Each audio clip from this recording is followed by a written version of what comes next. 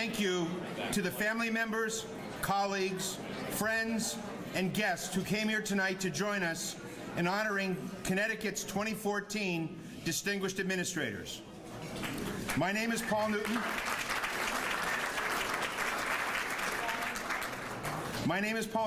I'm the principal at Enrico Fermi High School in Enfield, and I'm also the chair of the CAS Awards and Recognition Committee. This evening was conceived about 14 years ago with a mind to paying tribute to individual school leaders as well as celebrating the profession of school administration. We're here tonight to do both, honor individual school leaders and celebrate our profession. So let's do that.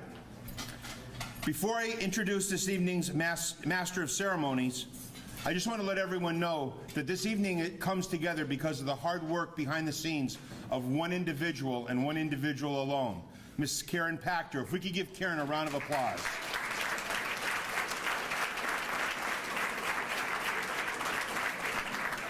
And now, it's my distinct pleasure to introduce tonight's Master of Ceremonies, Dr. Carissa Niehoff, Executive Director of CAS and CIAC. Dr. Niehoff, a former teacher, coach, athletic director, assistant principal, and principal, has been leading our organization since 2010, quietly yet mightily forging new directions for CAS and the member schools it serves. During her 4-year tenure, she has strengthened the association's state presence and has increased its profile locally, regionally, and nationally. Most notably, she has applied great energy and attention to the task of expanding the association's influence on legislative and public policy issues. She has been, above all else, a passionate spokeswoman for the schools of our state and the principals who lead them. Please welcome Dr. Carissa Niehoff.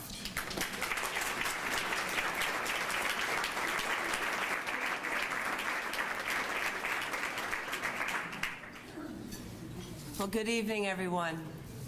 And it's not unusual for me to kind of go off script a little bit. So one of the first things that I wanted to do before we started with our program was thank a few very special people who provided an environment for us that was present the moment we walked in, highly professional, highly talented, and truly an example of excellence. And that was the wonderful music that we have from our musicians here.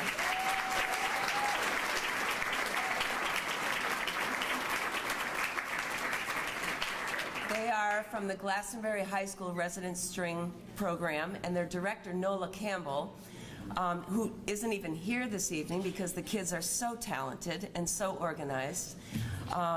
Usually when we thank the students for their musical efforts before we start our program, they're gone. And I thought to myself, I didn't see them out there, and they were packing up the instruments and zipping up the cases. They haven't had dinner. They've had a long school day. They have homework to go to. And I said, can you please come back so we can see your faces and see the talent behind the sounds that inspired you when you came in. Thank you very much to all of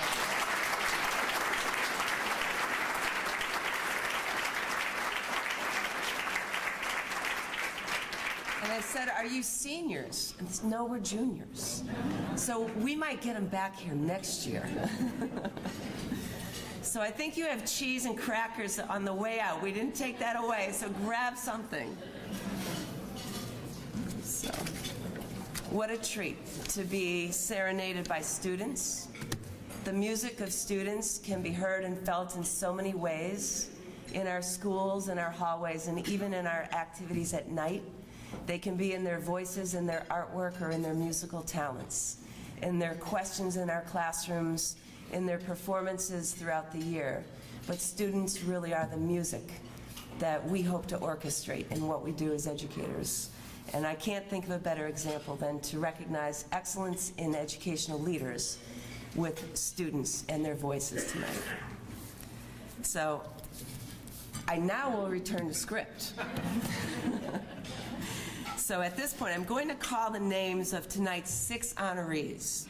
And I would ask that they please stand when their name is called. We'll be hearing much more from them about them later on as we go through the program, but we need to point out the 6 folks that have brought us all here together. They are the reason we are here. Can we please hear a round of applause for our 2014 Connecticut Distinguished Administrators? And they are Joseph Blake, the 2014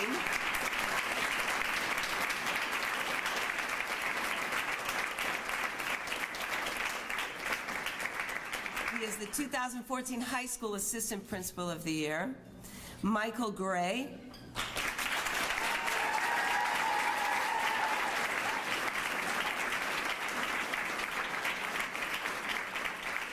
And Michael is the 2014 Elementary Principal of the Year. Johnna Hunt.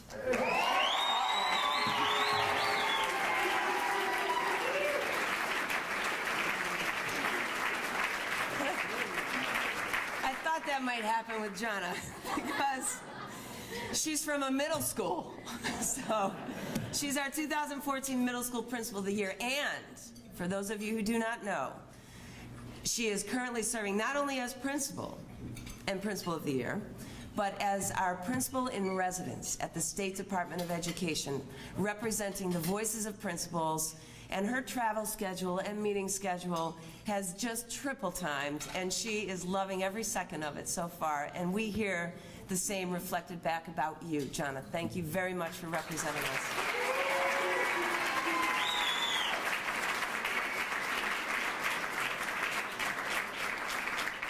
Elizabeth Messler.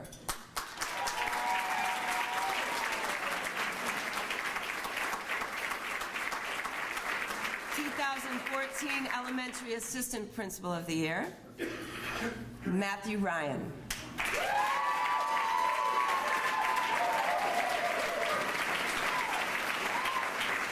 And he is our 2014 High School Principal of the Year. Finally, Dr. Albert Sackey.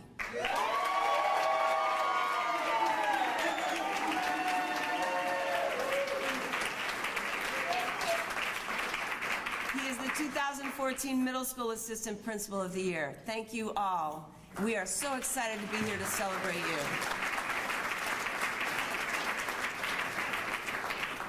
So at this point, as the Mistress of Ceremonies, I have 2 to 3 minutes to make some opening remarks. And I thought to myself, my gosh, do we talk about the work? Do we talk about excellence? Do we talk about education? You know, what do we talk about in 2 to 3 minutes when really what we need to talk about is to listen and observe and celebrate the audience? And I thought, my goodness, I think as educators, the whole notion of excellence and what it looks like is something that we wrestle with all the time. It's constant because education is organic. The kids come to us every day of every year with different life situations, educational capacities, and certain things that influence who they are when they come to us in our buildings. So how we respond and lead needs to change. We need to be extremely nimble, yet there are also certain things we need to hold steadfast to. So excellence is something that isn't just an excellence of the year situation. Excellence is a constant. And I can promise you that when we all walk out of here tonight, we will have a much clearer vision of how organic and wonderful excellence is and what it looks like because of these 6 outstanding administrators. And that's as much as I can say about who they are at this time because you're going to see so much more. And then I thought, you know, well, what makes someone excellent? You know, it's certainly skills and knowledge, but it's also a collection of very special attributes, and there are many. And I think about some of those attributes, and I reflect back to a story that I told at our annual convocation. CAPS and CAS do a convocation as superintendents and principals, and maybe some of you were there. But I told a story about one of those attributes, and that's perspective. And afterwards, a superintendent came up and said, I was in tears, I was using the tablecloth to wipe my eyes. You got to tell this story wherever you get a chance to, because it's really something that calls us back to the mission of what we do. So if you've heard this, I apologize, or thank you for listening again. If you haven't, I hope that it inspires you. But Certainly, the story is not about me. It's about perspective. And it's not about education so much, but it's definitely relevant. On September 6th, I had the pleasure and privilege of participating in my first ever Smilo Closer to Free ride for cancer. I'm just curious, did anyone in the room happen to do that ride as well? Okay. This is a ride, it's annual, and it's designed to raise money for the Smilo Cancer Hospital in New Haven. So I was able to join a team, and I was one of about 1,200 folks. Adults through children, women, men, kids, cancer survivors, athletes extraordinaire to people that just got their first bicycle. But everyone was committed to doing this ride.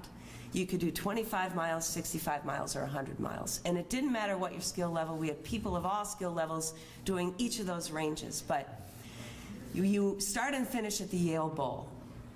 And there's tremendous energy when you get there. 1,200 people in the same shirt. Those who are survivors have a yellow band. There's family, there's friends, there's music, there's dancing, there's food, there's a beer tent. You know, there's all this great energy around this ride. And yet there's also this very sort of subtle, serious reason why we're there. Everyone's been affected. Probably everyone in this room's been affected. So we're on our bikes, and it's early in the morning, and it's hot, and it's humid that day, and we're all there. How do you get 1,200 people out this little gate all at once? And you know, so you think they would stagger you, but they really didn't. 1,200 people go out under this archway, and we're sort of going through the streets in New Haven, and yeah, there's a police escort, and the streets are closed, but it's 1,200 people on bikes, and we go for a couple miles, and suddenly we're stopped. We're halted. There's no word why, but 1,200 people on their bikes are halted in the middle of New Haven. And it was my first ride, so I'm not familiar with this routine. So I'm with friends, and I said, why are we stopping? And someone says, well, we're about to go by the hospital, and there's something very special that happens. So I think, okay, so 15 minutes, we're standing and waiting, and then we get the go. And everybody's back on the bikes, and we're all getting going again. We turn the corner, and right in front of us are the patients from Smilo. And they're out on the street, and they're with nurses and supporters. They're in wheelchairs. Maybe they're standing. Maybe they're connected to machines or tubes. And it's tough enough to ride a bike alone. Amid 1,200 people, it's really tough. But I happened to look to my left, and I saw a little guy, and he couldn't have been more than 8 or 9. And his skin was a color I have never seen. A gray that was translucent. There was no color in the Crayola box, certainly no color in the rainbow that could have matched this color. And this little guy in his tubes, he was holding up his arm, and his assistant was helping him. And I could see him saying, thank you. And he was smiling. And suddenly, amid 1,200 people, I was alone. And for about 20 miles, I just rode, and I thought, wow, how dare I ever feel overwhelmed by a pace of work, or overwhelmed by the amount of stuff on a plate. How dare I ever feel that a test is hard, or an assessment isn't right, or something was done to me that was unfair, or that I can't rise above any challenge. How dare I ever have complained? And we're all people, and that's normal. But I thought about this little guy who won't take the S back, probably, who won't have to go to school, who probably would love to go back to school. And what school is going to be missing that little guy's spirit? And then I think, why? We're so smart and talented, and we've got technology and cells and vehicles at the edge of the universe, and there's this cancer thing, and it gets kids. Why can't we beat this? And then I thought, maybe it's about perspective. if we're so smart and we're able to do so much and it's easier than it should be, maybe we wouldn't appreciate it so much. Not that cancer doesn't need to go away, but boy, is it a lesson. Is it a wake-up call for anyone who ever gets bogged down or distracted in such a way that they lose at the heart of hearts the mission of what they do and why. And this was a little guy, a kid, a student. We are here for students. That is what we do, and those kids drive us. And the kids that are in your buildings drive you. And every one of them is alive that day in their life. And that's the only day at that age in your school, that day that they get. That's the mission of what we do. And I tell that story only because I think it's about perspective. And something like that can really change, and I'm sure all of us in the room, because I know everybody in this room, this is telling a story to the people that get it already. You're excellent administrators, and excellence is a constant, and every one of those kids in your buildings matters to you every day. And that's a layer below where you are right now as building leaders, because you've got teachers, you've got staff, and you've got custodians and nurses and parents, and every parent sends you their best, and I know you know that. And you are excellent every single day, and that's why you're here. You have that perspective. And I tell that story just because I think that's really one of the attributes you have, and it's what we're about, and I know you remember, and you call us to remember that too because of the good work that you do. And we're going to see your good work in Karen's amazing slideshows. Karen Pachter, Karen Pachter, Karen Pachter, Karen Pachter. But we're going to see what you do and how your perspective plays out in your buildings, and we thank you so very much for everything that you do. And now, those are my 2 to 3 to 10 minutes. Back to script. It is my pleasure to introduce the president of the Connecticut Association of Schools, a wonderful woman of excellence herself, former distinguished award winner herself, and that is the principal of Smith Middle School in Glastonbury, Connecticut, and that is Donna Schilke.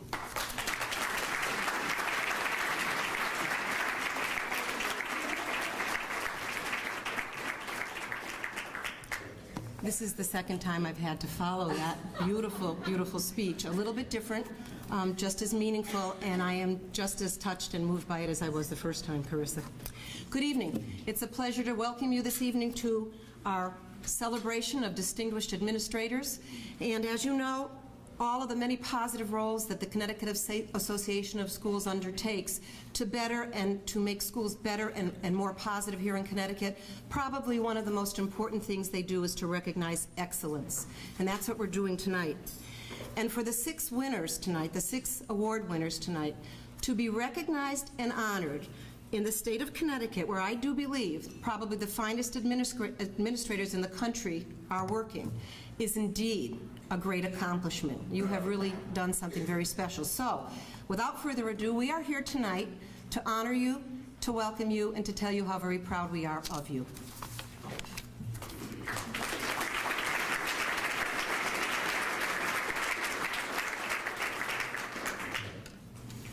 Continuing with the theme of excellence, I would like our Commissioner of Education, Stephen Pryor, to step up as I introduce him. In case any of you have not met him, you'll get a chance to see him on the way out. Now you know what he looks like. Commissioner Pryor has just completed his 3rd year as our state's educational leader, and he has so much to show for the roughly 156 weeks that he's been with us in the state. During a short tenure, he's had a dramatic impact on policy and practice here in Connecticut, as evidenced by the bold Education Reform Act of 2012, which he worked tirelessly to implement. He's shown himself to be a fearless change agent, a thinker, a listener, and above all, a man who cares deeply about the future of our state's children. And I'm going to add from the CAS perspective that at no time, I think, in the history of our association's existence in the state, have we had a commissioner who's paid attention and listened to the voice of principals. There has been a tremendous amount, and some people say it's shuttle diplomacy, which to me belittles what it is. I'll say it's a lot of behind-the-scenes conversation. Emails, texts, phone calls, weekends, nights, mornings, noons, constant. The man is always on the job, and anytime we have reached out with a question, a need, a concern, Commissioner Pryor has been there, and he has especially recently championed the voice of principals. Johnna Hunt, as our principal in residence, is just an example of how Commissioner Pryor has elevated the importance of leadership development on the ground in terms of making systemic change. And it wasn't easy. You know, I think a lot of folks, maybe we've forgotten that there was this NCLB deadline that was looming, and Connecticut needed to do something fast. And we needed to do it via a waiver. And it needed to speak to certain things. The certain things that we did to get a waiver in looked one way. And as a result of our voices, and we didn't always agree on everything, but as a result of listening to our voices, now our daily lives look a little bit different. And he continues to listen. And we're going to be sorry to see him go on to a different career path in December. So, Commissioner Pryor, thank you for how you've led us and how you've listened to us. And we're so thrilled that you're here this evening. Thank you very, very much.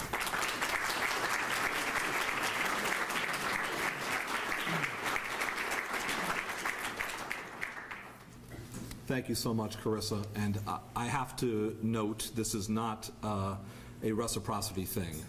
This is authentic, but all of the work that we do is far better for the collaboration with CAS. And I have to tell you that Carissa Niehoff is ever working to find the way to inform our work, and sometimes with a heavy-duty critique. Sometimes it's what we ought not to be doing, but always with a kind word and always with an insight about style and substance and how we can get it done, and always with the perspective of principals and administrators in mind. This partnership, and dare I say this friendship, has been truly one of the reasons we've been able to accomplish as much as we have. Now, I didn't know you were counting my number of weeks on the job, so I'm a little concerned as to why you were originally counting it. Were you counting it down? I'm not sure. And I hear you on the morning, noon, and night, and I'm wondering, did I make a few too many early morning or evening calls? But in all seriousness, it has been wonderful. And I have to tell you, the CAS organization and the principals, assistant principals, and administrators of this state, you are doing a magnificent job under enormous pressure. We know the confluence of reforms and therefore stresses that are upon you.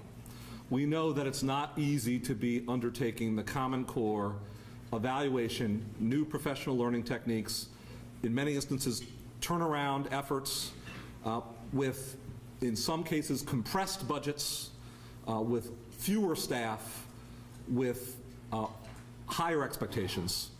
But you know something? You're getting it done. And I don't know that often enough we talk about the tremendous successes in Connecticut, and they're only growing, but let's talk about them for a moment. For the first time in recent memory, Connecticut has achieved the following. First of all, graduation rates have gone up 4 years in a row, disproportionately so for students of color. For the first time in recent memory, Connecticut is #1 in the nation among participating states in the most recent Nation's Report Card NAEP high school test in reading. Standalone #1, Connecticut. By the way, that means we beat Massachusetts.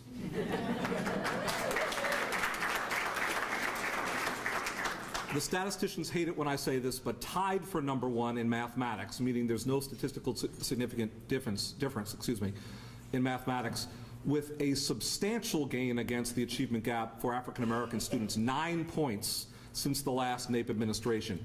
That's what you're getting done. We're rising and we're closing at the same time. Connecticut's on top, thanks to you.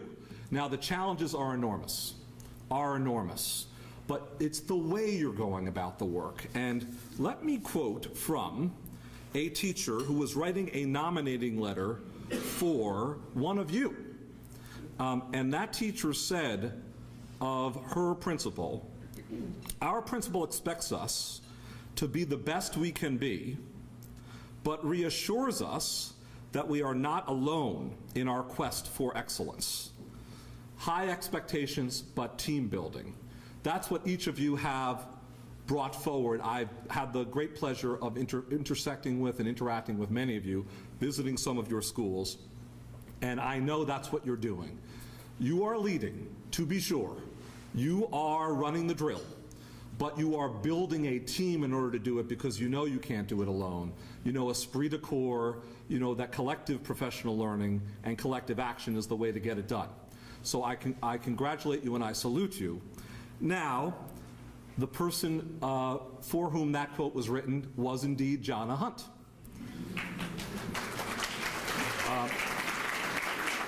And I know Johnna is embarrassed by the spotlight and will want me to say, and it is absolutely true, she really is representative of all of you in her work with the department. But I do want to talk about the extraordinary Johnna Hunt and what she's pioneering with, I hope, all of your support and on your behalf, which is that in addition to being your middle school principal of the year, she is splitting her time, Johnna, 60-40. And Sharon Locke, thank you so much, Superintendent, for making this possible. We are so blessed to have a principal in residence who, on all aspects of what we're doing around evaluation and professional learning and around a new academy aimed at promoting the best practices in professional learning across our state, Johnna is involved, and she's part of a team. She's part of a team of educators who are now resident in the department. Last year we had 1 teacher in residence. This year we have 6 educators in residence who are currently still active in their districts in a variety of ways, who are getting the job done in their classrooms and in their principals' offices. Pam Serlin and Francine Hakim, where are you? Where are you in the room? Stand up. Pam and Fran are teachers from a shared classroom in Norwalk, where they have been exemplars of Common Core practices and many more, and they are lending their resources, staying involved in Norwalk with critical parent literacy activities, but also occupying a hybrid role as teachers and helping to promulgate information and bring feedback regarding the implementation of the Common Core. So Johnna's part of a team of a half a dozen educators who are making this possible at the department. Why are we doing this? Because we have heard you loud and clear. You have said to us, we embrace reform. We want to do more by our youngsters, better by our youngsters. We're already doing well. We want to ever strive for more. But please give us voice. Give us a seat at the table. Tell us how to shape. Revise when revision is necessary. Carissa has made sure of that all along the way. Reconvene your advisory councils. Change the rules when the observations required are too many, when the professional learning that's offered is too little. And that's what we've aimed to do. So I want to share with you that we've heard you. Yes, we're providing you concrete resources when we can. The new principal flip book, the look-fors regarding the Common Core, the principal webinars, parentheses, last Wednesday of every month available to all of you on Common Core practices, principal webinars on Common Core practices. Thank you, Nate Quinnell of East Hartford, by the way, for co-chairing the Common Core Task Force statewide and bringing forward these ideas for resources. We're doing those things for principals, with you, to provide you the supports, but it won't mean anything unless we prove that you are not alone, we are not alone in our quest for excellence, as was said about Johnna Hunt. That's what she's continuing to teach us every day. That's what we aim to show you as we embrace you and support you as you continue your mission. Bless you for what you do. I salute you. Over these 3+ years, I have seen what the amazing school leaders of our state are doing to bring forward progress. Bless you for your work. We look forward to supporting you further as we go forward. Thank you.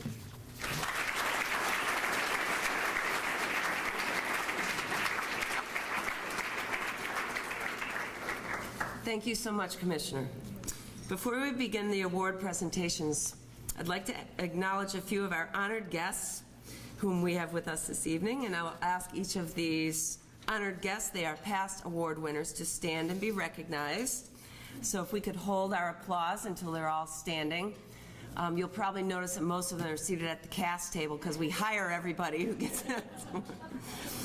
First, we have Earl Bidwell, CAS Assistant Executive Director, 1995 Middle School Principal of the Year. Mike Galuzzo, CAS Assistant Executive Director and 2004 Elementary Principal of the Year. Donna Hayward, yet to be hired at CAS, currently Principal of Haddam Killingworth High School and 2006 High School Assistant Principal of the Year. Dr. Everett Lyons, CAS Assistant Executive Director and 2000 High School Principal of the Year. Dave Maloney, CAS I'm telling you, we hire everybody. CAS Student Activities Directors and 1998 High School Assistant Principal of the Year. Michelle Marion, Assistant Principal of East Hartford High School and 2011 High School Assistant Principal of the Year. Paul Newton, Principal of Enrico Fermi High School and 2007 High School Principal of the Year, currently the Chairman of the CIAC Board of Control. Bob Pitaco, retired Principal of Rocky Hill High School, influence of about half of the people in this room, and 2005 High School Principal of the Year. Nate Quinnell, Superintendent of Schools in East Hartford, 2011 Outstanding First Year Principal, and now in 2014 Superintendent. That is fast track. And finally, Donna Schilke, CAS President, Principal of Smith Middle School in Glastonbury, and 2011 Middle School Principal of the Year. Congratulations.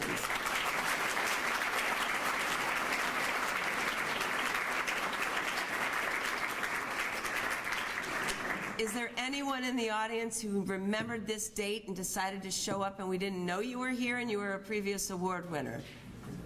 By chance. Okay. Don't want anyone to go unnoticed. So to commence with the recognition ceremony, as you know, we're here tonight to honor 6 outstanding administrators.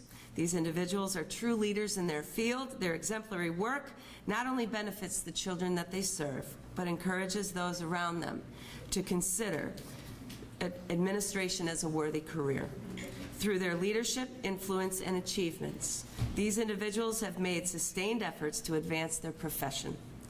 In the midst of declining resources, accountability pressures, and the myriad demands of their work, these 6 honorees continue to bring innovation, inspiration, and dignity to the work of educating our children.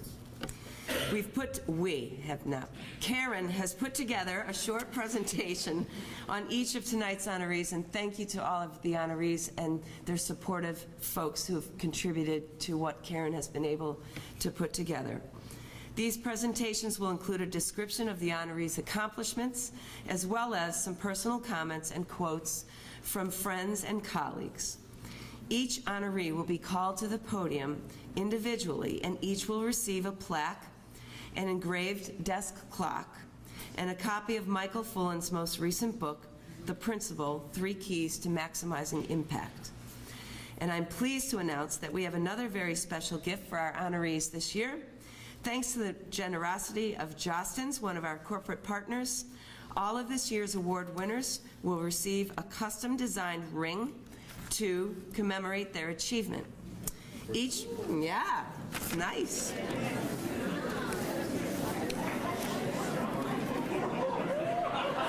Very nice. Go ahead, Tom Brady. Let's see what you have, right? Each Each ring is personalized to reflect the winner's specific award and has his or her school colors and mascot. Isn't that nice? This is a very personal and very valuable gift, and we are grateful to Jostens for their generous contribution. We have no one here from Jostens tonight, right, Karen? Jostens has been an amazing partner of education, not just CAS, but education for decades. So if you have a Jostens representative that you work with in your district, please thank them. This is a tremendous gift. So on with the presentations. And I'd now like to ask Stephen Proffitt, former elementary school principal and current educational consultant for the State Education Resource Center, to come to the podium to begin the award presentations. Stephen. Good to see you.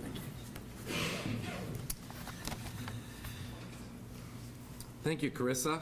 And I have the pleasure of presenting the awards to our elementary school honorees this evening. I'd like to begin with our Elementary Assistant Principal of the Year award and ask Beth Messler to please join me at the podium.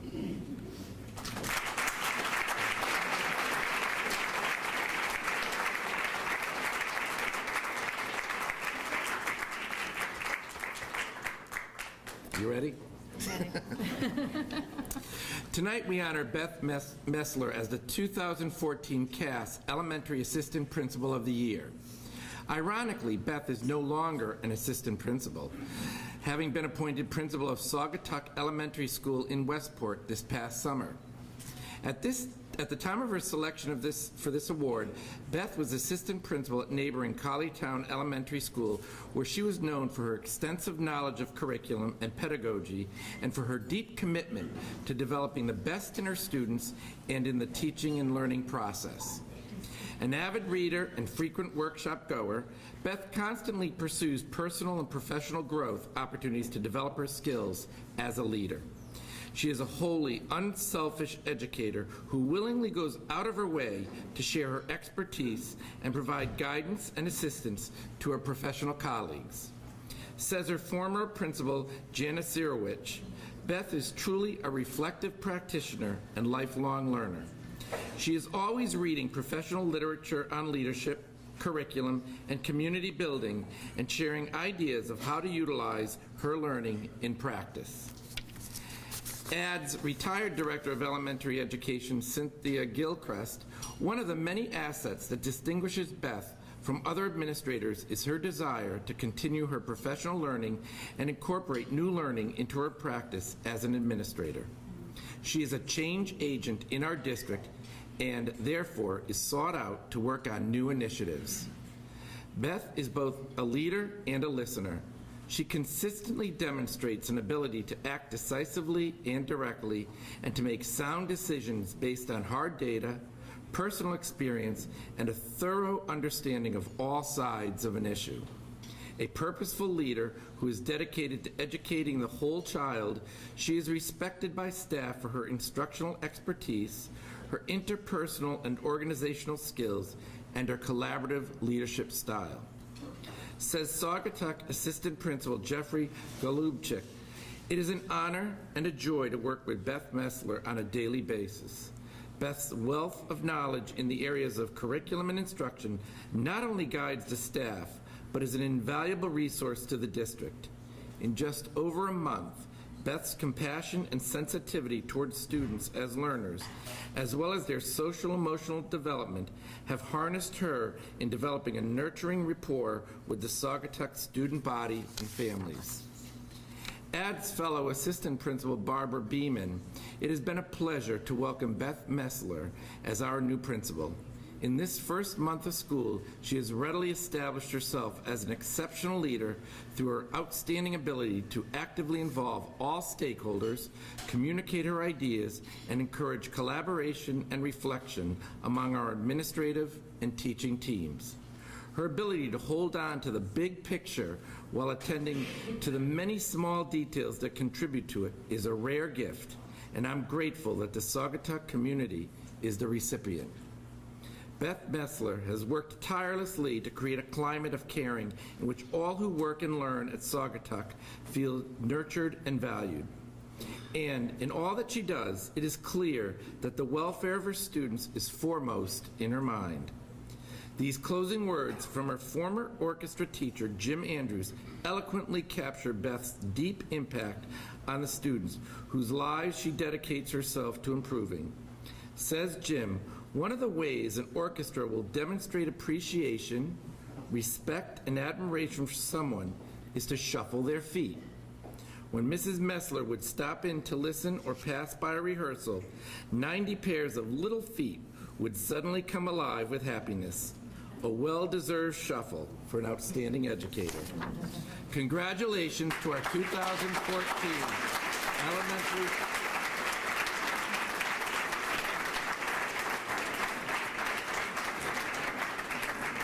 Again, congratulations to our 2014 Elementary School Assistant Principal of the Year, Beth Messler. Thank you so much.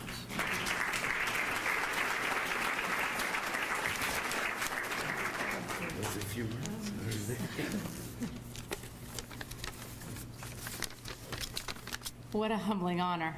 Thank you so much. I am so very honored to have been selected as the 2014 Elementary Assistant Principal of the Year. And I would like to begin by thanking the Connecticut Association of Schools for recognizing my work as an assistant principal in the Westport School District. I would also like to thank the students, staff, and administration of Westport, in particular the Coleytown Elementary School community and school administrators, as well as my current community, the Saugatuck Elementary School, and my wonderful administrative colleagues, Barbara Beeman and Jeffrey Golubchik. I would also like to, in particular, thank Superintendent Elliott Landon for acknowledging my work and for giving me the opportunity to continuously grow as an educational leader in the district. Early in 2002, I left my career as a customer insights director at a marketing research company. My decision to leave had been a long time coming, as I could feel a gnaw inside me that told me I should be doing something else. I can literally remember giving a presentation to General Motors executives in Detroit on the new car buying experience for customers. And I could look down on myself and say, what are you doing? Like so many young adults, it took a few years of exploring avenues and I found myself back on my path. So I gave my 2 weeks notice shortly thereafter, enrolled in a master's in teaching program, and took a job as a paraprofessional in the Greenwich school system. From there, a maternity sub position, and I then quickly found myself as a 4th grade classroom teacher. I never looked back and haven't since. 12 years have gone by now, and the recognition through this award gives me an opportunity to publicly reflect on my journey as an educational leader. I didn't enter education to become an administrator, so why pursue this part of the path? Being a teacher is more than simply educating our future leaders and future workforce. It's about helping our students grow, enabling them to take chances, encouraging them to learn from mistakes, celebrating their unique strengths, and recognizing areas where we can help them grow as learners and as people. Being a teacher is about creating a community, keeping focused on continuous growth, and balancing all of the demands in an artful manner, so learning is seamless. Think about all that goes on in a classroom. Isn't that what we as educational leaders get to do every day? Not only with students, but with staff as well. It's our responsibility to find and nurture each of the talents in our staff members and to persist towards continued development. We must have a rich learning community that allows for staff to take risks, that expects continued reflection, and that celebrates accomplishments either big or small. That's what I love about being an administrator. The fact that I get to see not only students grow, but adults as well. And I am right there with them, growing, learning, questioning, debating, but all the while keeping an eye on the prize, our students.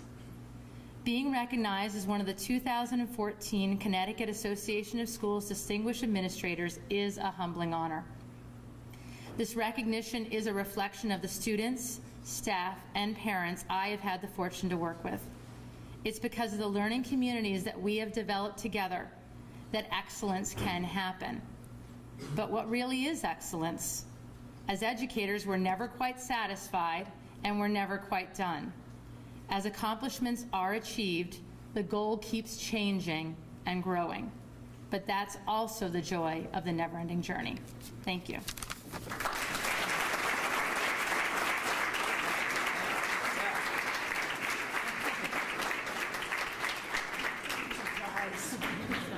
Here's your flag.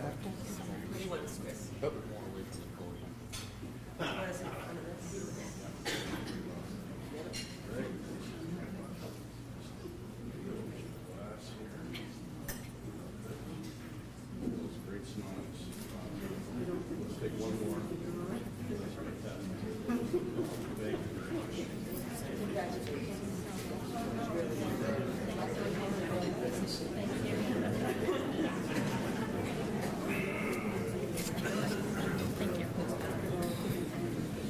Again, congratulations, Beth. Our next award is the Elementary School Principal of the Year Award. Would Mike Gray please come forward?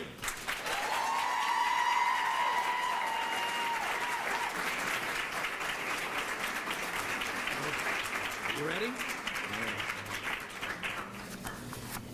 Mike Gray, Principal of Brook School in Orange, is Connecticut's 2014 Elementary School Principal of the Year. Mike's 7-year tenure at Brook has been marked by an unwavering commitment to professional growth, a resolute focus on building a relationship-driven school community, a student's first approach to school leadership, and an unrelenting belief in every child's capacity to succeed. Upon assuming the principalship of Brook in 2007, Mike brought integrity, enthusiasm, and innovation to engage the school and community in a united effort to build a vibrant, nurturing, child-centered community where student achievement is abounding. Teachers are challenged and supported, and parents are fully engaged in their children's education. Says 5th grade teacher Jill Madigan, Mike arrived at Brook School during my 2nd year of teaching here. He was a breath of fresh air. From the minute he walked through the doors to this very day, he has been warm and welcoming to students, parents, and teachers. He exemplifies the very best in school leadership, setting high standards and doing what is necessary to make each and every one of our students feel successful. Incurably good-natured and upbeat, Mike always has a smile to share and a kind word to extend.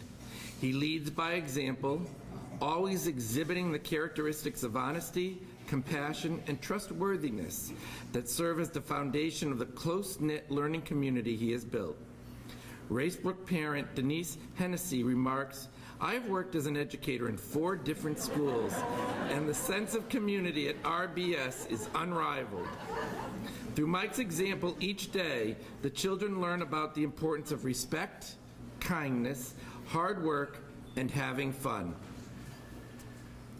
He goes above and beyond to ensure that the children at Brook become great students and even greater human beings.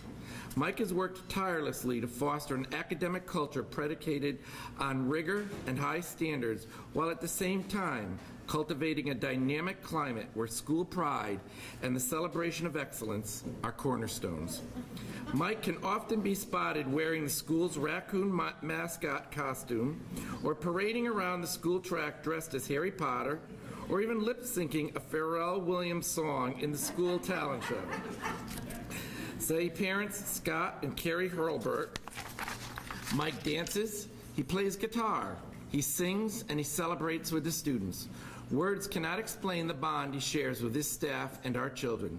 The mood at Brook is contagiously positive. Beloved by students, staff, parents, and community members alike, Mike is one of those rare individuals who has devoted his whole strength and soul to his school. He is personally and professionally invested in every student and staff member who walks through the school doors each day. Highly visible and wholly immersed in all aspects of school life, Mike can never be found in his office. Instead, he spends each day in the classrooms, hallways, and cafeteria, industriously engaged in activities that will make Brook a better place to work and learn. In the words of school psychologist Sherry Chase, Mike is the run around the school grounds, warding off an errant hedgehog kind of principal. The play a game of soccer with the kids during recess type of principal. The guitar-playing principal who leads everyone in song during assemblies. The principal turned traffic cop during fundraisers for the school. The bus greeter every morning and afternoon. The man who wants to be treated like everyone else and has no reserved spot in the school parking lot. Mike Gray is a modest and inspirational leader who makes excellence appear graceful and easy. He has been a unifying force within the Orange District, bringing together all stakeholders in a collaborative effort to prepare each and every student to be an honest, healthy, responsible, knowledgeable, and contributing member of the society. Congratulations to our 2014 Elementary School Principal of the Year, Mike Gray.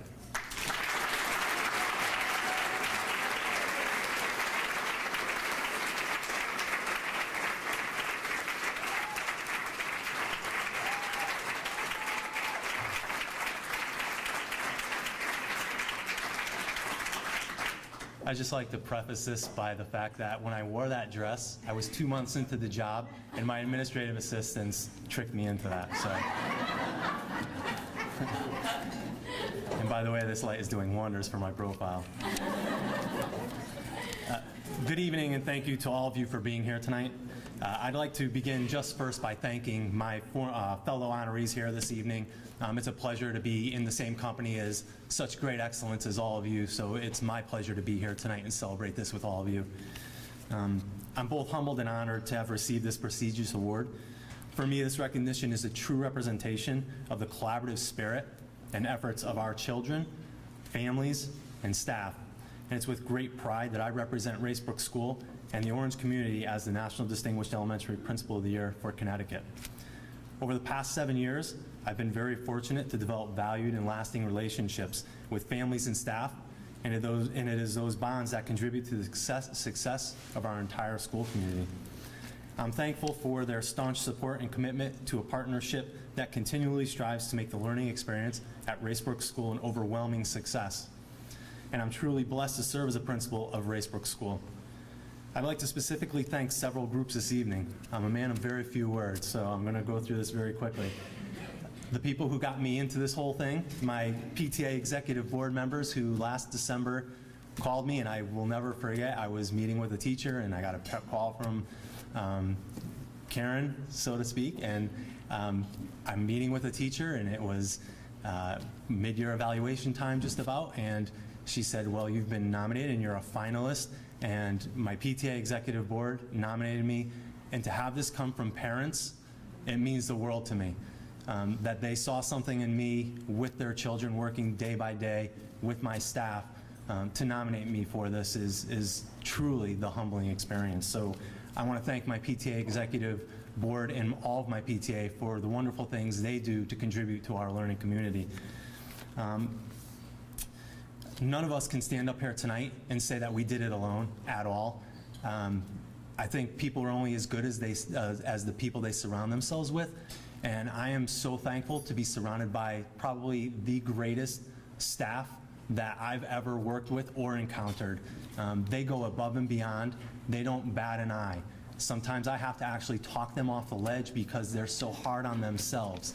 And it's a privilege for me daily to work with these people, as I'm sure my fellow honorees have put people in your buildings. They're the same way. You know, everyone that's come before me has talked about excellence. My staff displays excellence on a daily basis on behalf of children, so thank you to my staff. My students, that's why I go to work every day. I have 3 children at home, and I have 370 children at Westbrook School, and they're truly my children. I know what they've had for breakfast. I know what they're doing on the weekend. I know what they're doing that night. I really, truly have created a bond with them because they mean so much to me. That's the whole reason I got into the profession of education. I'm from a large family. I have 11 siblings, so I've always been around kids. So I have to thank my students, and I have to tell a very brief story. The other couple weekends ago, I was out mountain biking to my wife's chagrin. I called her on the phone to say I was on my way to the hospital because I had a little bit of an accident. So I face planted into the dirt, I broke my nose, I separated my shoulder, and I had a slight concussion.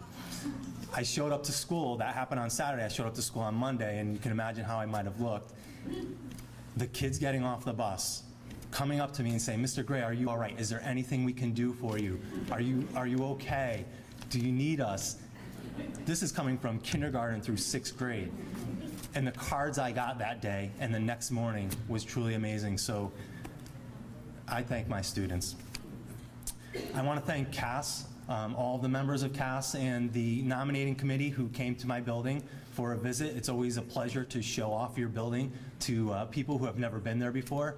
You don't usually get to show off your building, so it was a pleasure to do that. It was a great exercise for me to go through, but I truly want to thank Karen for all of her work, and I'm sure the other honorees can attest to this, emailing back and forth, having questions, and I always felt like I was bothering her, but three seconds after I email her, something comes back to me. So I know how much you do, and I really, truly appreciate all you've done for me through this process. I'd like to thank the Orange Board of Education members for their support of me in the last 7 years, going into my 8th year. I've always found support through the Board of Education members. Whenever I've asked for something or we've needed something at the school, they've come through for me. My administrative colleagues, again, I can't do what I do on a daily basis without being able to bounce ideas off of my colleagues. Sometimes being an administrator is a little bit of an isolating job, so it's good to have sounding boards that you can call on the phone and say, "Hey, I need help with something, can you help me out?" And they're right there for you.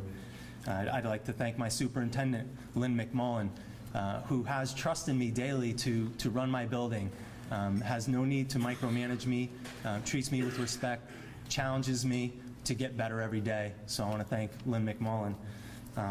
And last but not least, so you haven't been to the bar as much as I thought. Thanks.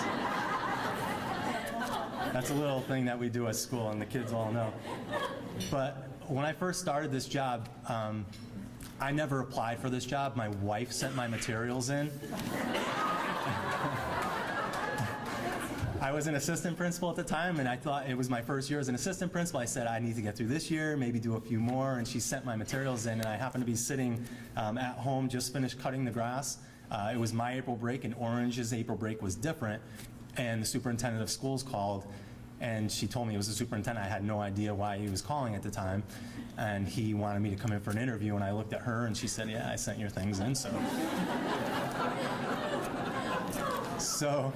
So when I started, I had an 8-month-old daughter who is now 7, and 17 months later, we welcomed twins into the world who never wanted to sleep. So my first few years were quite brutal as a principal, and again, all the people I mentioned here helped to support me through that.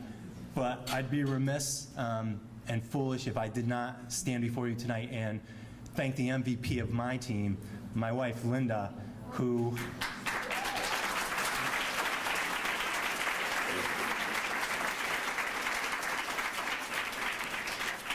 I get emotional sometimes. And again, my fellow honorees can attest to this. You spend a lot of time away from home. I spend more time with the kids at my school, who, again, truly are my children, than I do with my own children. So thank you to my wife for holding down the fort at home and understanding when I'm at a talent show until 11:30 at night on a Saturday night, and that's truly where I am, not at the pub. And thank you to my wonderful children who, as soon as I get home every night, "Daddy, do you have a meeting tonight?" Not tonight. I get to stay home and read books and give baths. So again, thank you to everyone for being here tonight to honor us. It's a little uncomfortable, but it's definitely humbling, but I really, truly appreciate it. And again, thank you to CAS. Thank you very much.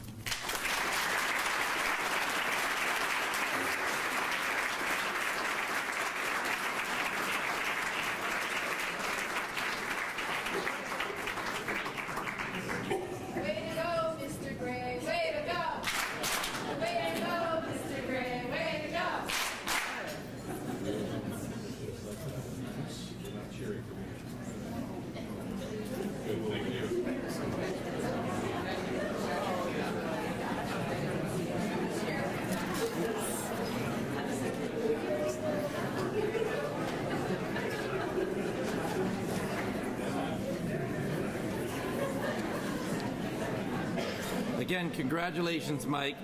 I would now ask Donna Schilke, principal of Smith Middle School in Glastonbury and 2011 Middle School Principal of the Year, to come to the podium to present our middle level awards.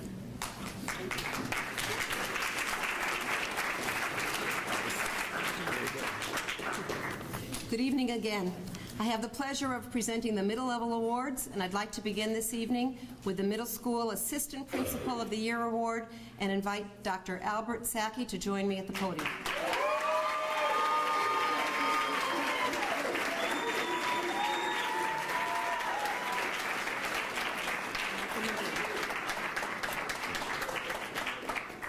I got to read this wonderful thing that I'm going to say, and then I got to meet Al after I read this first, and was not at all disappointed at all. Dr. Albert Sackey is the 2014 Middle School Assistant Principal of the Year. Now a principal of Nathan Hale Middle School in Norwalk, he was chosen for this award during his tenure as assistant principal of Western Middle School in Greenwich. During Al's 6 years in Western, his compassion and caring made it an extraordinary place for students to learn and for teachers to teach. He worked relentlessly to ensure that all of his students were educated in classrooms and cultures conducive to high levels of achievement. And he attended to the business of teacher evaluation with a deep sense of purpose and unconditional support for his staff. In the words of a former 8th grade student, Renee Jameson, Dr. Sackey was a role model to all in the Western community, and every year continued to enlighten the students, inspire the teachers, and create a cheerful climate at our school.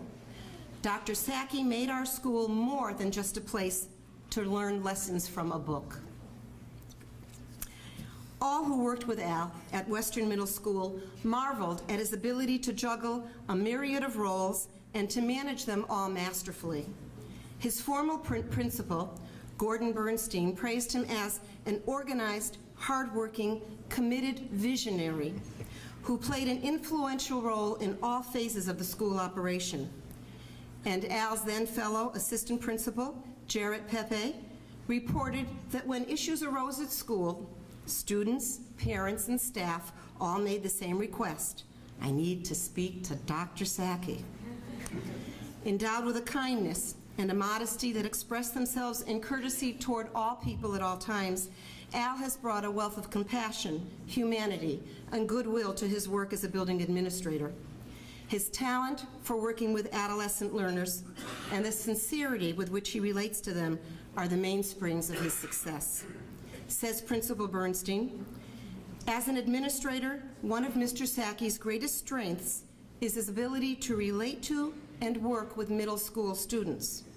Students recognize and praise Al's accessibility and ability to discuss and problem solve the numerous academic and social struggles that these children experience on a daily basis.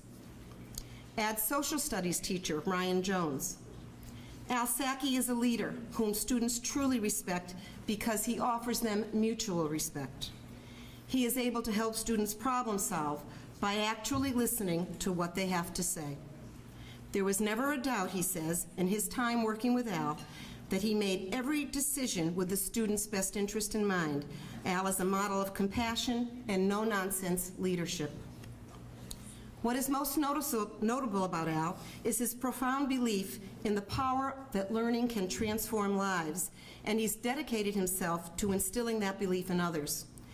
Al recognizes that great leaders are also great learners, and he is constantly engaged in an earnest pursuit of new learning opportunities for himself, for his staff, and for his students. A leader who has the courage and maturity to initiate change and to lead those around him in the pursuit of excellence, Al turns his attention to a matter, and improvement and progress immediately follow. As Jarrett Pepe recalled, using the lens of what is best for students, Mr. Sackey was able to prioritize and present in a clear manner numerous school initiatives to the staff, then form a collaborative leadership, get a team to forge ahead, and create meaningful change. Al Sackey is a conspicuously modest, warm, and mature presence. He is a natural leader who continuously demonstrates how a dedicated, committed, and determined school administrator can make a difference in the lives of a student, and he has, obviously, and continues to make that difference. He has defined himself by his kindness, his work ethic, his positive attitude, his desire to be of service, and his commitment to lifelong learning. And that is why Dr. Al Sackey has been selected as the 2014 Assistant Principal of the Year.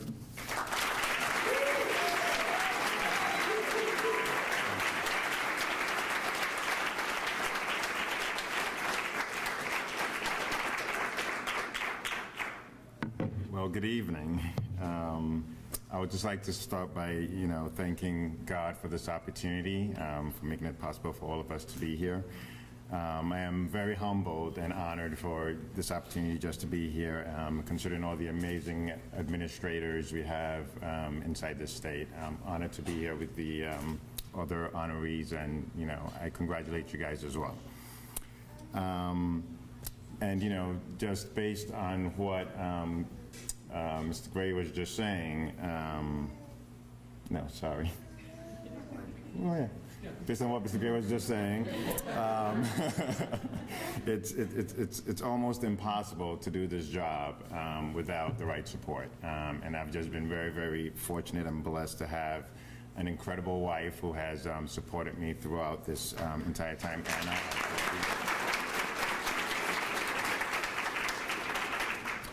I also have 3 amazing children. 2 of them are here today with me. Konote, my oldest, and Kokor, my baby girl. I applaud you guys as well. I would like to thank my in-laws for being able to make it here. My parents being able to make it here. They're out of the country, but I send best wishes to them as well. To my friends from Greenwich, my friend who nominated me, Mr. Lee Fardufe, to Gordon Beinstein, my principal, who wrote my wonderful letter of recommendation. I thank you guys so much for trusting me, believing in me to be able to do this. When I was going through this whole process, I'm gonna have to move this up a little bit. Thank you. When I was going through this whole process, to me it was very important to get the student's perspective, and that's why I had to make it a point that one of my recommendations did come from one of my students, and my student is here today, Renee Jameson. I applaud you for being an outstanding student.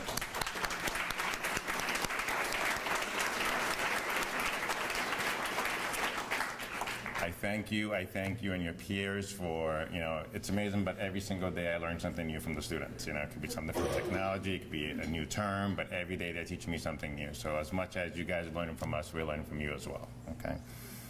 I'd like to thank all my friends, my colleagues who are here. It's interesting because I have friends from all the way from New York City when I started in education, through my first teaching job, to my administrative job in New York City, to my time in Greenwich, up until my time where I am right now. So I thank you all for making it a point to be here tonight. I thank CAS and the leadership for honoring all of us. The fact that you guys put tonight on, I think is just an incredible testament to the kind of organization that we have here.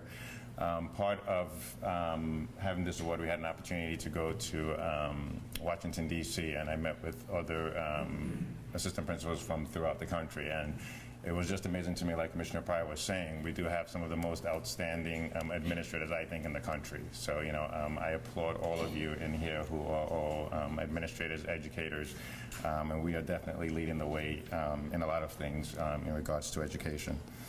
As educational leaders, we have the opportunity to not only lead adults and children, but also a responsibility to reach out, support, and empower all of our students, especially some of our more vulnerable students, our special education students, our students from low-income families, our ELL students. It's our support that allows our students and staff to flourish and be the best that they can be. It's our example is what allows our building and our students to succeed and flourish. As a new principal now, as of July 1st, so it's been. I haven't quite reached the 6 or 7 year mark, but hopefully we'll be getting there soon. in Nathan Hale Middle School in Norwalk. School climate and culture has been my passion. That's my passion, that's my drive. I think that we need to have an environment and a culture where students can come to school and feel safe, safe to learn, safe to, feeling safe emotionally, intellectually, physically. When students feel safe, they're able to maximize their learning and be, everybody okay? They're able to maximize their learning. I hope everyone's all right. They're able to maximize their learning and succeed. It's critical to me that every student has the right to come to school to an environment where they feel safe. And the reason why we're all here, and the primary reason for the existence of what we do is the students. So I just, again, applaud all of you. And again, I thank all my students, and I thank all of you for tonight. Thank you.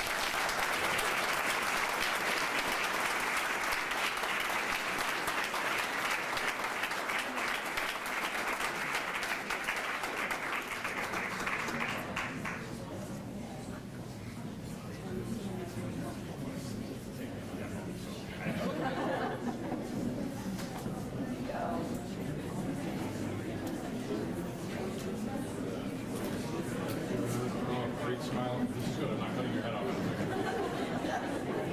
Beautiful. Just like that.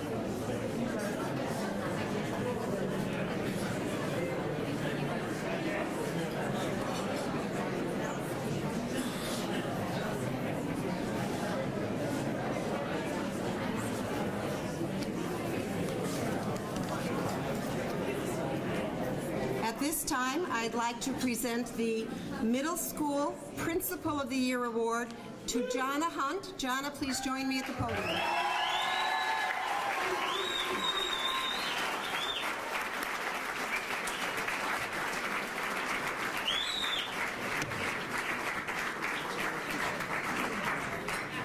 Johnna Hunt, Principal of Hillside Intermediate School in Naugatuck, is our 2014 Middle School Principal of the Year.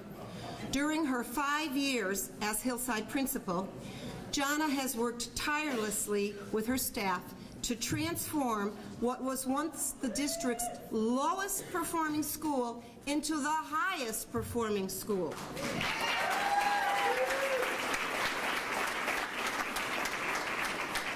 She has revived a school that was plagued by stagnant test scores, high administrator turnover, large achievement gaps for African American and Hispanic students, and low staff morale.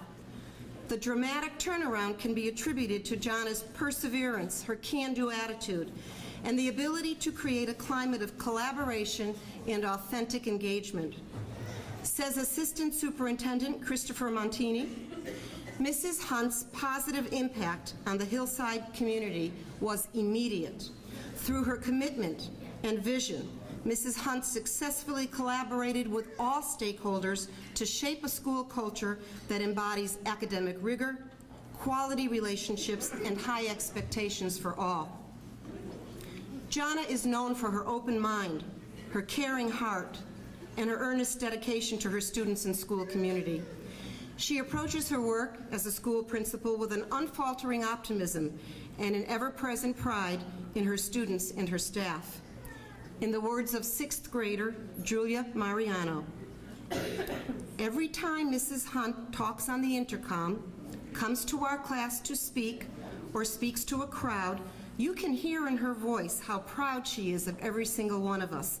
You can feel everyone's spirits lifting as she speaks, and it makes every one of us feel special. All those who work with Johnna agree that her greatest strength is her collaborative leadership style. She always strives to learn from those around her and encourages others to take ownership and feel involved. She makes her staff feel that they are at the very heart of the decision-making process, that they make a difference in the lives of their students and the success of their schools. Says Hillside teacher Katrina Spina, Johnna's flexibility and willingness to look to her staff for input on the vision and plan of what goes on at Hillside Intermediate School shows that she sees herself as a true team player. She values us as professionals. She makes her staff feel appreciated, motivated, and inspired to be the best that we can be.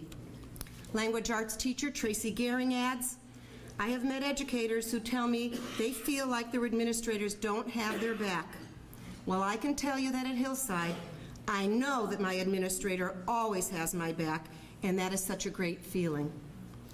And, says Assistant Principal Alice Misaraka, Johnna is a team player who's always thinking about the collective well-being of her school. She's honest, she's genuine, and her down-to-earth leadership encourage all to take risks and strive to achieve success. Johnna has shown herself to be an exceptional leader, but one who never postures herself as such. Modest to a fault, she is never willing to accept credit for her own accomplishments, always diverting recognition to those who have worked alongside her. Says math teacher Carrie Stangel, Johnna always notices our achievements and recognizes us for them, while she is very humble about her own. She wants her staff to be applauded for their efforts and feats, and I believe that she thinks we are awesome. I hope she knows that without her, we would not be all that.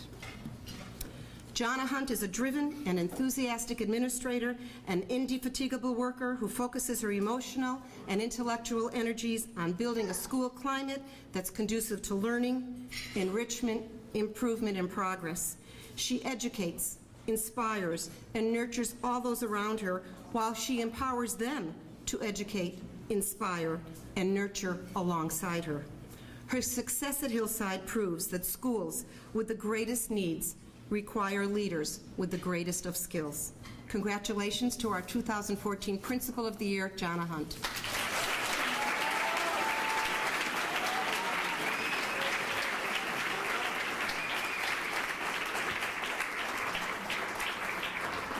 Thank you so much. First of all, congratulations to all the fellow recipients. I am so honored and humbled to be receiving this award tonight. Never in my wildest dreams would I have imagined this type of recognition. In fact, I'm still trying to figure out how all this has happened. It's safe to say these past 7 months have been pretty much of a whirlwind, a surreal yet exciting experience. I am so thrilled to be able to be sharing this evening with so many of my family, friends, and colleagues.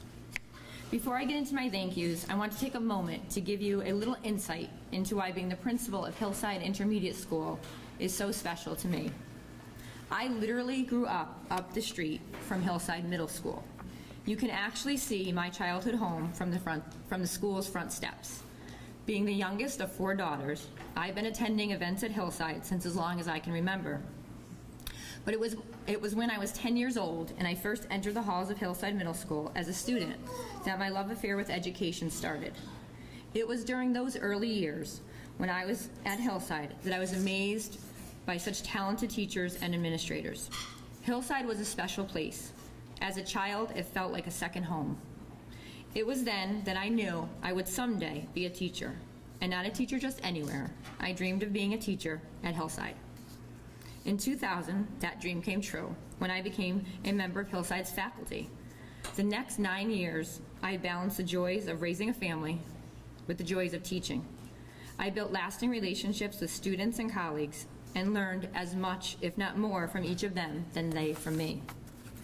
It was during those years that I was also inspired and mentored by a man who showed me what being a real leader was all about. Brian Sullivan taught me firsthand the power of creating a shared vision of leading with both passion and compassion. After years of learning and growing as an educator, I began to pursue my newest dream, to follow in my mentor's footsteps and become the next principal of Hillside Middle School. As fate would have it, my first appointment as principal came in 2009, but it was not Hillside. Instead, I became the principal of Hartford Intermediate School. A year later, in 2010, after a crazy twist of events, Hillside Middle School was slated for closure. The school was to merge with another school across town, and I, along with my entire faculty and staff, were moved into what was now to be known as Hillside Intermediate School. For the last few weeks in June of 2010, I worked alongside my mentor as he closed Hillside Middle School and got ready for retirement, and I opened Hillside Intermediate School. I must admit it was bittersweet. I knew that saying goodbye to Hillside Middle School was difficult for so many. I also understood the significance that Hillside Middle School had on our town's history. It is with this deep appreciation that I strive each day to continue the tradition of excellence that is Hillside. I'm guessing it's this deep appreciation that also drives me to jump into a dunk tank or get turned into a human sundae by my students. That and the fact that at heart I'm really just an old-fashioned sentimentalist who wants very much to give my students the same wonderful memories that I had when I was a student at Hillside. Fortunately, just like when I was a student, today's faculty and staff are simply amazing. As I said at the start of the speech, this whole process has been a bit surreal, and if I could be honest, awkward is probably a better descriptor. To earn an individual award when I know that it is only because of the collective efforts of so many is in many ways uncomfortable. When I learned that I had been named Connecticut's Middle School Principal of the Year, aside from complete shock, the next thought was I can't wait to share this with each and every faculty and staff member at Hillside. The journeys that we have made together have been tremendous. To each of you, I say thank you. Thank you for all that you do each and every day for our students. Thank you for proving that the best school improvement comes from within, for trusting in me, and more importantly, in one another, and taking a risk to go outside of your comfort zone for the interest of our students. This truly is a shared award that belongs to all of us. In education, we know that nothing positive happens in isolation, and this is also true about the positive changes at Hillside. These changes are due in large part because of the positive direction of all Naugatuck schools. Simply put, Naugatuck Public Schools are wonderful places of learning, filled with the most dedicated and hardworking professionals who are working together to educate all students today for tomorrow's future. To Naugatuck's administrators, you are second to none. I would personally like to thank each of you for your continued support and friendship through the years. I would also like to take this time to thank CAS for all that you do for all of Connecticut's principals and schools. Over the past 5 years, CAS has been a true partner and supporter of Hillside. Specifically, I would like to thank my executive coach, Harry Dumere. Harry not only nominated me for this award, but he also has been an intricate part of our school's success. Having balance between personal life and the demands of leading a school is absolutely essential if you plan to stay principal for any length of time or with any level of success. Fortunately, I've been blessed with an amazing group of friends. Thank you for keeping me laughing, always giving me Friday night pizza, Yukon games, and camping trips to look forward to. Another fact that we in education know all too well is the role that family has on a person's success. And that rule most certainly applies to me. To my extended family, my in-laws, my godparents, and my sisters, thank you all for being here tonight, and more importantly, for your ongoing love and support. To my parents, Marcia and John, I'm my dad's daughter on this one. He gets really emotional. To my parents, Marcia and John, there are no words to adequately thank you. You were my first teachers. Dad, you were my first coach. And you are both still my greatest cheerleaders. I could not imagine my world without you two. To my daughters, Taylor, Jordan, and Sydney, you girls are my true inspiration and purpose in life. Being your mom is my greatest joy. I don't think you realize how much you each have shaped me as both a principal and a person. There is no job title or award that can compare to being your mom. Thank you for being such kind-hearted young ladies. You make me proud each and every day. And lastly, and most importantly, I need to thank my husband, Stephen. If it wasn't for you all those years ago, I don't know if I would have had the courage to follow my dreams. You believed in me even when I didn't. You gave me confidence to follow my heart and to become a teacher. And it was you again who encouraged me to take the leap into administration. And you who picked me up after those first few interviews didn't go too well. Thank you, Stephen, for always believing in me and supporting me and allowing me to follow my dreams. And so I'll close with a quote by Charles Eliot, which is engraved on the side of Hillside School. The fruit of liberal education is not learning, but it is the capacity and the desire to learn. Not knowledge, but power. Thank you.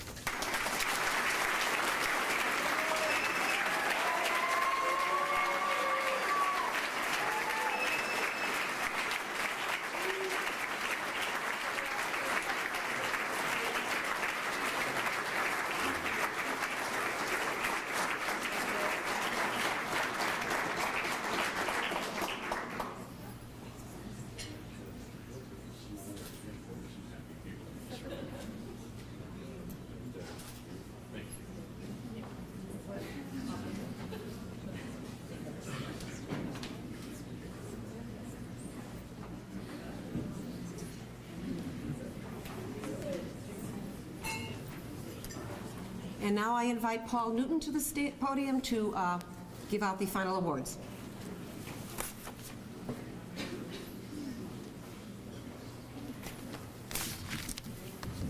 Thank you, Donna.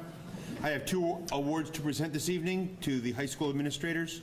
I'm going to begin with our high school assistant principal of the year, Joe Blake. Joe, come on up and join me at the podium.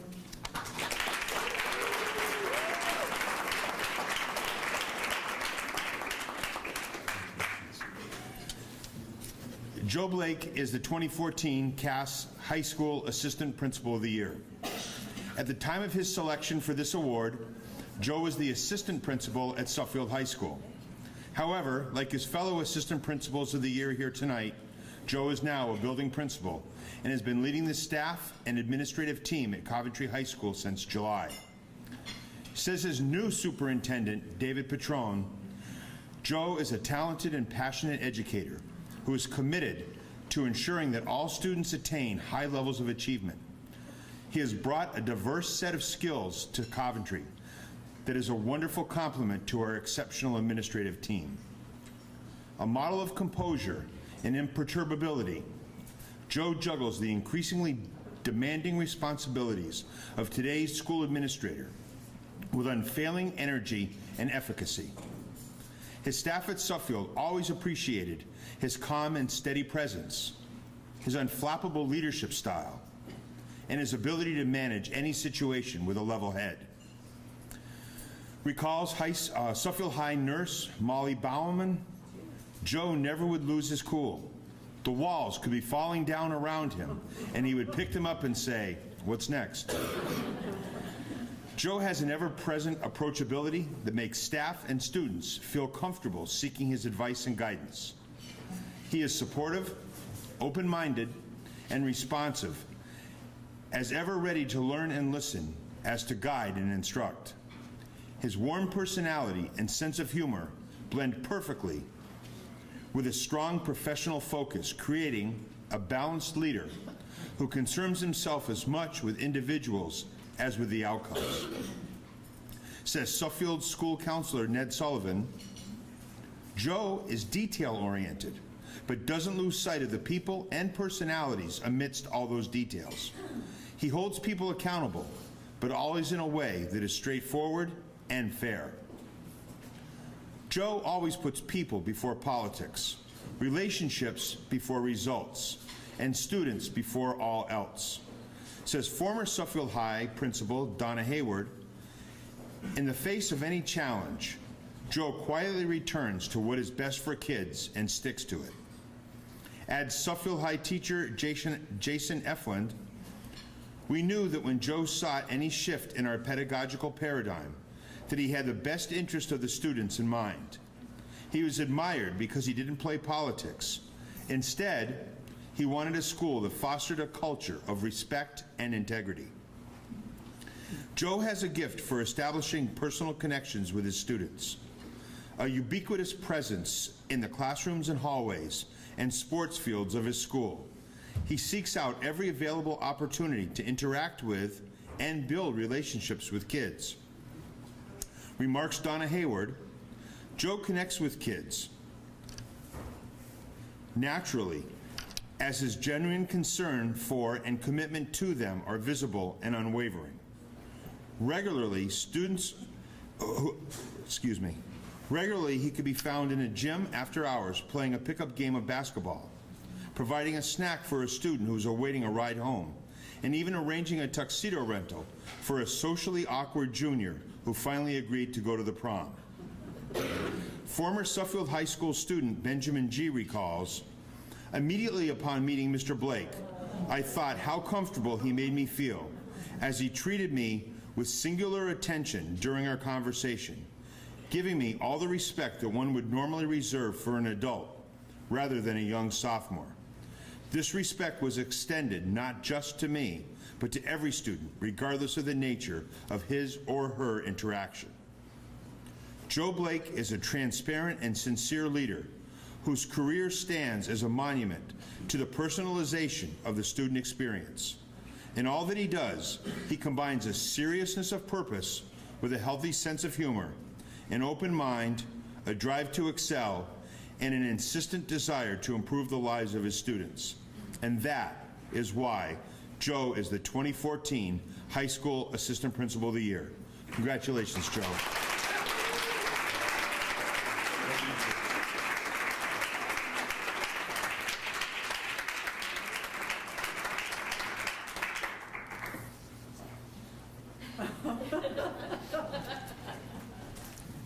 I'd be worried, but he already got me.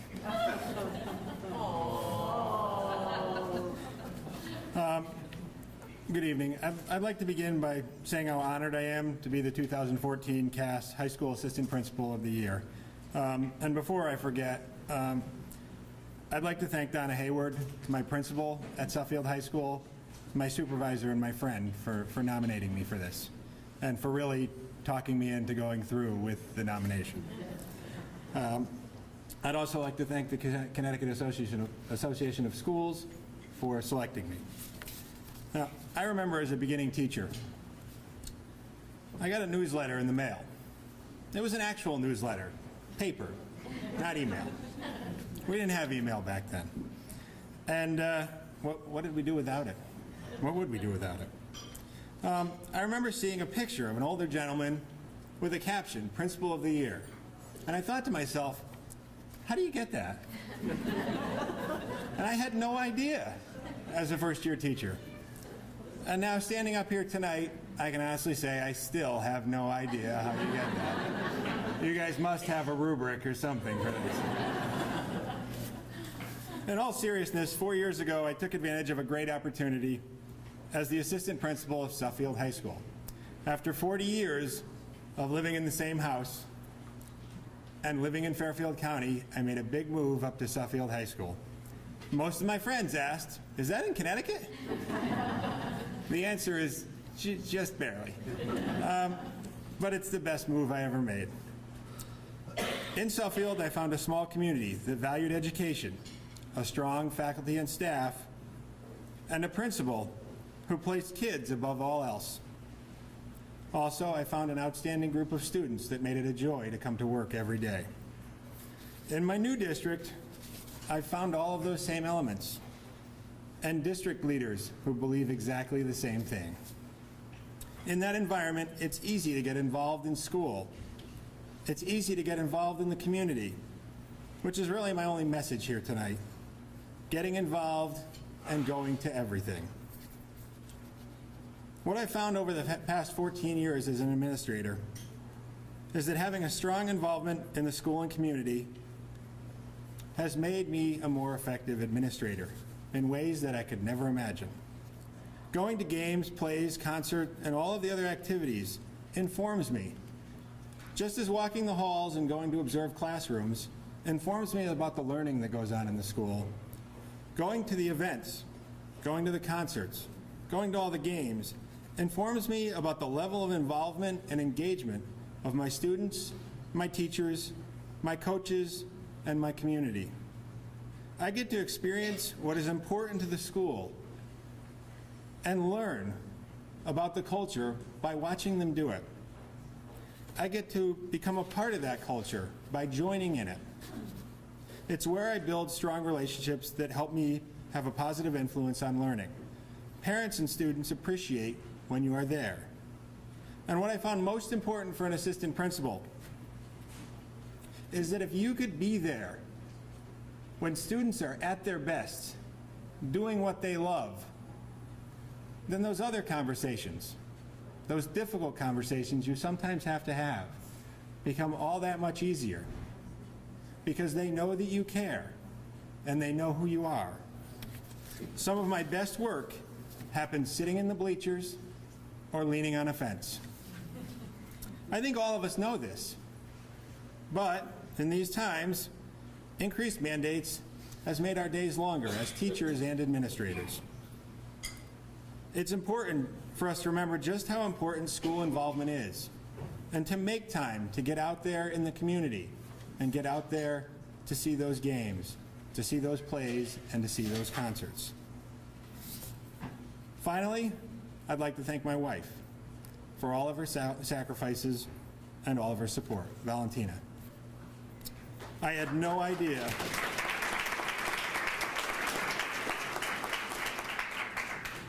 I had no idea how truly lost I was before I met you. And now we're lost together. Thank you all very much, and congratulations to all the other award winners.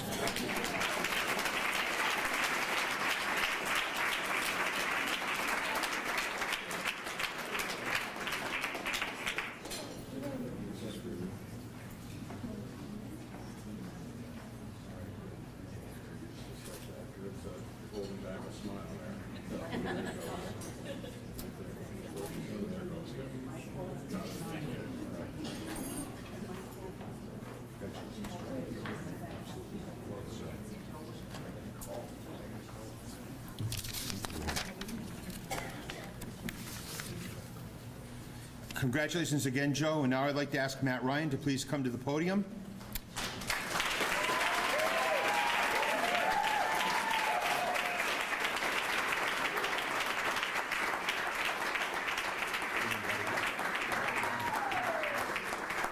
Matt is our CAS 2014 High School Principal of the Year.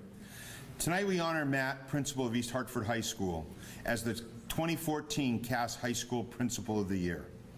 Upon joining the East Hartford High Administration in 2007, Matt established a vision of a student-centered, engaging, and academically rigorous school, and he has worked with passion and focus to make that vision a reality.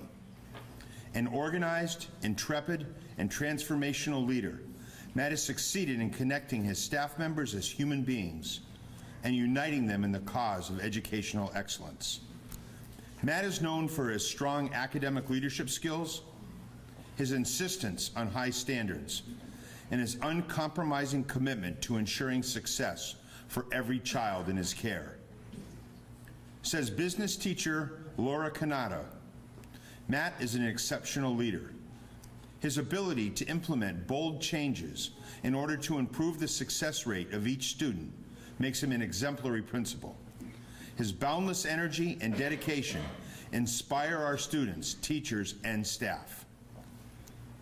The hallmark of Matt's leadership is his firm belief that high student achievement is the direct result of high standards.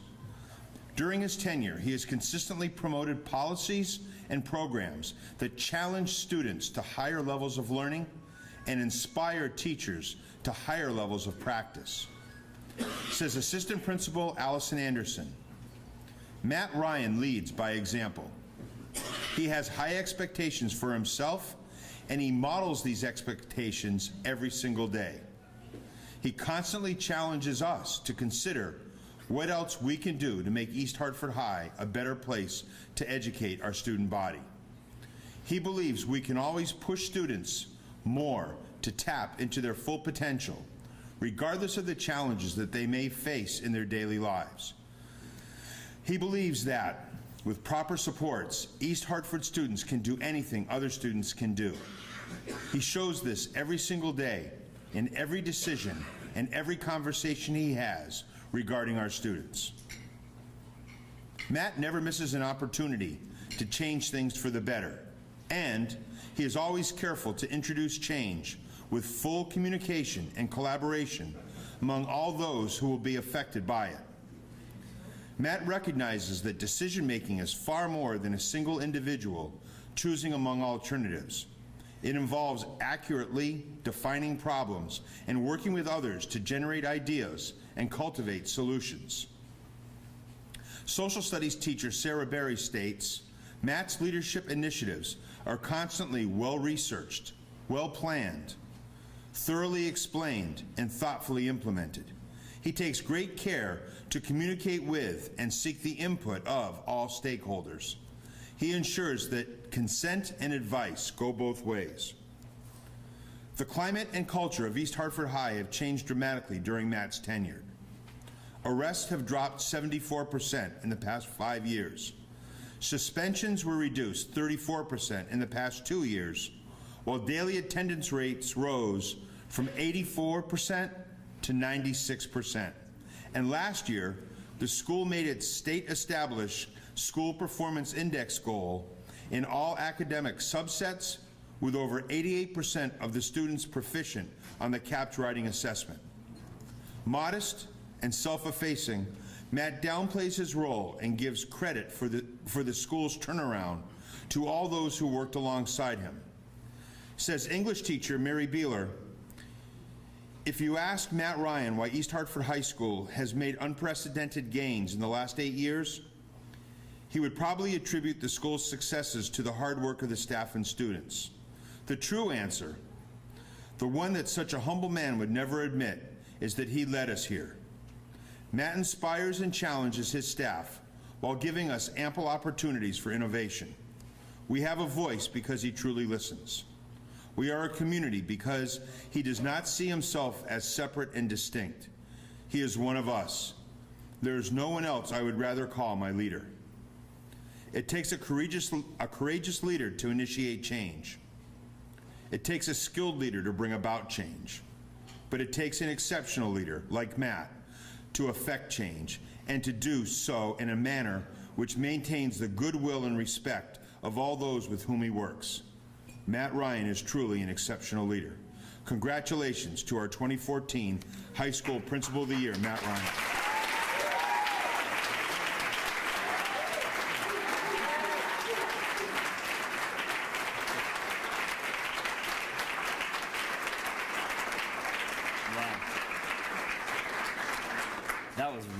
That was very nice.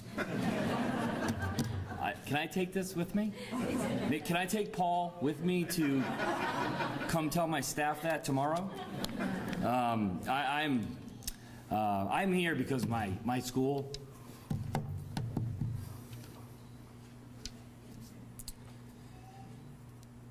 I'm here because of the 35 people that are here, along with the 220 at my school.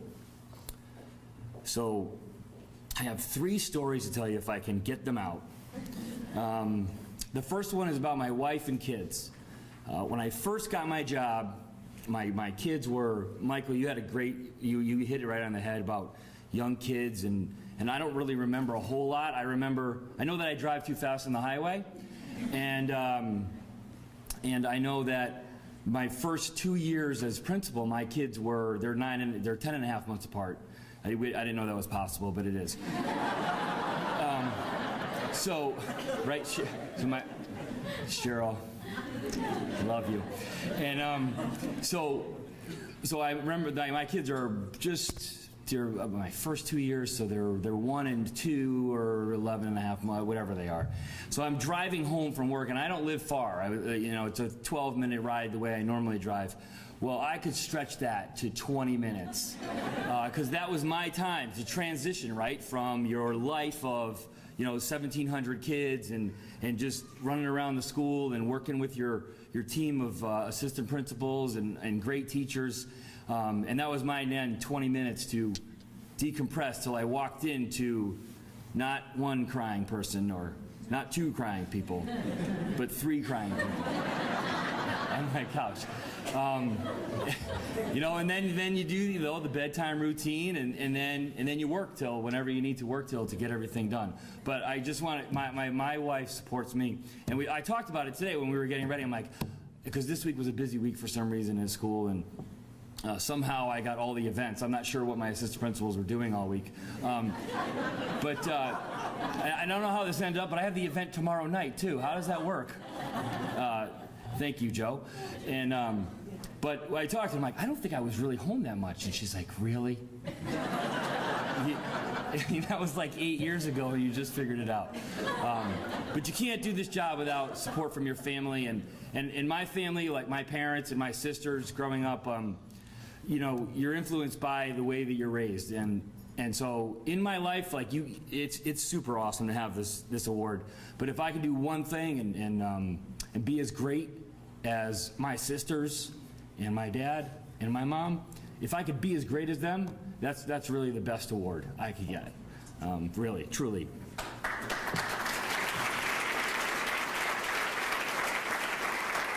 So listen, so I like, when they were reading this, I was like, wow, that's actually all true, that's even great that it's actually true about my school. And so then you're wondering, like, I was been thinking about what you're going to say, and every experience in your life leads to the next. I remember you know, and all of these experiences lead to you how you're going to lead in your life, you know.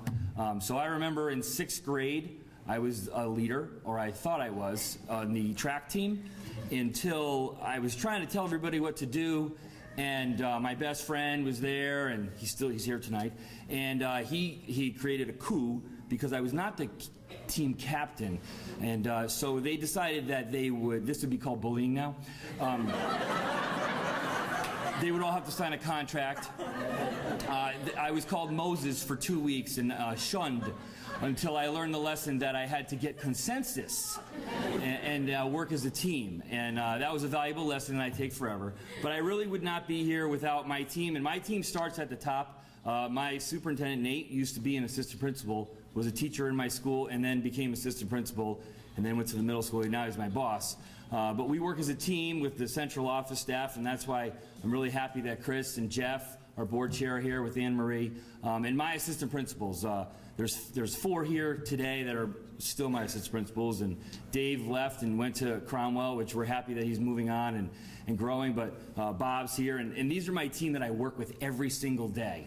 And without them, I really don't do a whole lot besides say to them, yes, you can go do that, and I'll try to find you some money, and then I call Anne Marie and ask her for some. And then my other team of my 3 secretaries who make sure that I eat, make sure that I follow my schedule, and make sure that I return my phone calls. And they do a phenomenal job of keeping me on pace and deal with my moods and my craziness. And when that happens, Ange knows that I didn't eat lunch and that I need to. And Annette is forever making sure that she guards the door, and yes, you can come in right now, or no, you can't. And when Sue's not on the phone, she's taking care of all the other efforts that need to get done. But you guys are all here, and the only reason I'm up here is because you work so hard, or you have supported me so well through my entire life. I really appreciate it. And the recipients that are here, you know what I'm talking about. You're not the one that did it all, and we know that. And we're not going to keep moving forward. CAS has supported me. It's been wonderful, and apparently I'm going to work for CAS one day. I didn't know that was a requirement. Really, I could do that. I don't know what you guys get paid, but you must get paid all right. All right. Listen, it's late. I have the late shift tomorrow night too, so I just want to thank everybody. It's a wonderful experience. The whole thing and around has been great. And enjoy the evening and enjoy your award. Hang it up somewhere where everybody can see it. Have a great night.